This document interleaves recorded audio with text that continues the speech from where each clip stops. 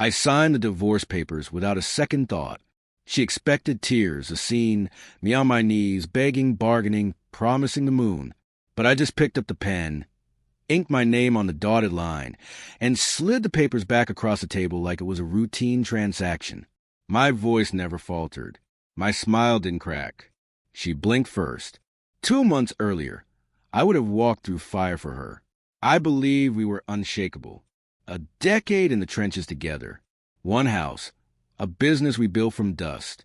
I thought we were a team. I gave love, drive, sacrifice. She just took. The signs were faint at first. Lipstick smear when she returned late. New passcodes on devices. That far-off look at her eyes when she thought I wasn't paying attention. But I see everything. I always have. The real unraveling began on a rainy Tuesday. I remember the rain tapping the windows like a quiet warning. She left her tablet unlocked in the kitchen. That wasn't me snooping. That was her mistake.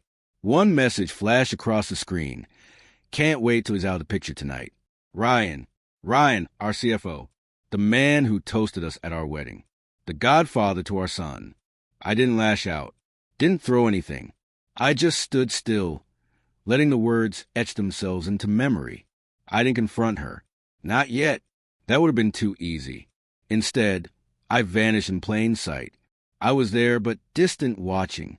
I started tracing patterns, her late nights, their weekend business trips. I followed the money, cross-checking expense reports, travel receipts, dinner tabs. Every dollar billed to our company. To me, 3 weeks later, over wine she didn't touch, she offered her rehearsed line. I don't think you're happy. Maybe it's time we went our separate ways. She looked calm, collected, already gone. She thought she had me boxed in. I smiled. You're right. Let's keep it clean. From that moment, I stopped pretending.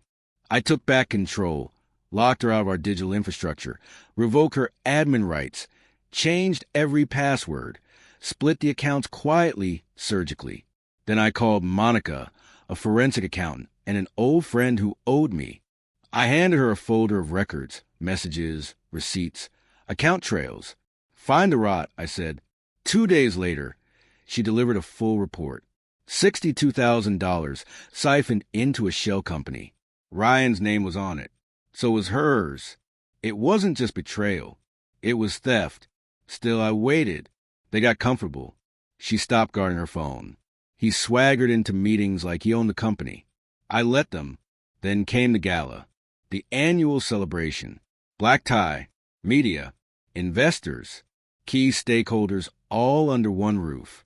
The perfect audience. I took the stage under the pretense of a routine year-end update. She stood near the front, dressed in red, her favorite color when she thought she was winning.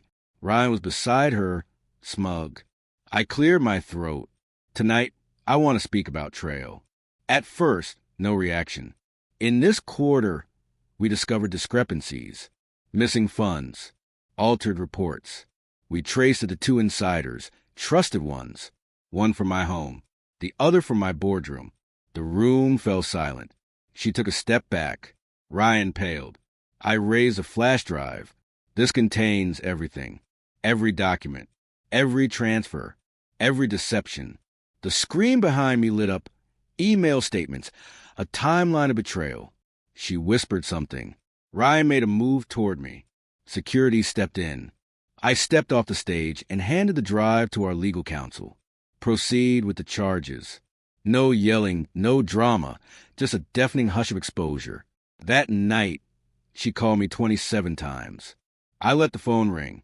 I sat at home, scotch in hand, surrounded by silence. It was done. The next morning I filed for sole custody. I submitted the financial evidence. I cited fraud, negligence, unfit parenting. She hasn't seen our son without supervision since.